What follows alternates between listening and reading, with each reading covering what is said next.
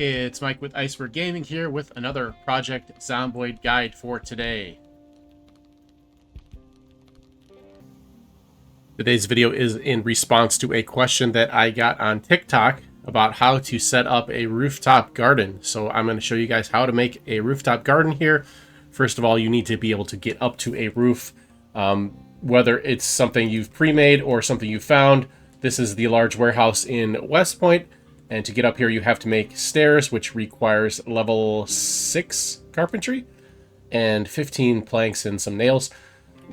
Once you got it set up, you can go up to the roof. I do recommend you set up sheet ropes around and destroy the stairs so that you are 100% safe up here on this roof if you choose this for a base. And once you've got that, you're going to need a shovel or a hand shovel, and you're going to need a sack, and then obviously some seeds and some water. Now, what you need to do is have this sack. It needs to be a sack. It cannot be a garbage bag or any other type of bag. It has to be a sack. And you're going to go into some grassy area. And you're going to take some dirt. And that will leave behind this little dirt patch looking tile here instead of the grass.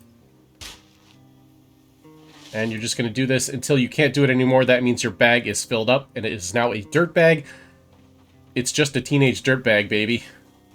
I do recommend you have at least 3, depending on the size of the garden you want to make, to fill up and make into dirt bags. Once you have your dirt bag, you're going to go ahead and take it up onto your roof. And then you are going to set up your garden by right-clicking and pouring out dirt, like so. And I also recommend you put spaces between each plot. That way, if your crops become diseased, the disease will not spread. And there you go, one sack of dirt, one dirt bag gives you 4 tiles of garden. Once you have this set up, you need to dig a furrow. This is another place where you will need the hand shovel or the shovel. You can also dig furrows with your hands, but you have a chance to get scratches on your fingers if you do that. And then we go ahead and sow our seeds. Got to open the packet here.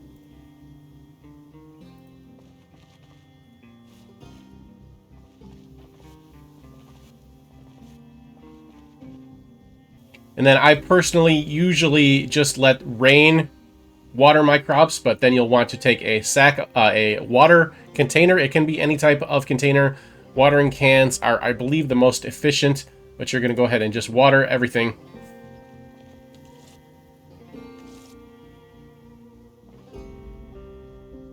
And it looks like you can water 2 patches per watering can. My experience that generally a 4x4 garden is more than enough to keep one person fed, especially if you stagger the crops so that you have something different growing each day. I personally also like to add a water collector barrel in there for collecting water to refill your sprinkling cans, etc. And I like to also put a decomposter in here, or a composter, and then put any rotten food in here, and it will turn into fertilizer for your crops. That is the setup that I like to do. And then I like to scatter watering cans about the area on the ground so that they will fill up on their own when it rains. I also like to have a wooden crate nearby to store seeds, etc. in, and any tools like the hand shovel, etc. If I'm not going to be carrying them around, it's good to have them right near the garden in a crate. In a pinch, you can also use your composter for storage as well. See, just anything goes in there.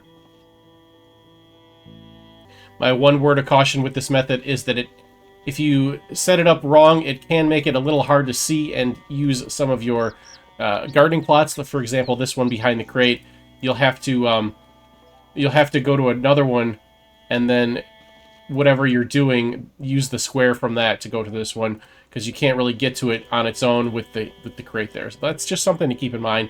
It's not a big deal, but it is a little bit of an inconvenience. You shouldn't have that problem with the composter or the water barrel. As you can see, I can still see the crops behind them with those. Once again, this was in response to a viewer question. So if you've got questions for me, hit me up in the comment section or on Discord or wherever you're watching, and I'll do my best to answer them. either I'll respond, I might do a video like this, or in a lot of cases, I already have the answers up on my YouTube channel. So thank you so much for watching. We'll see you next time.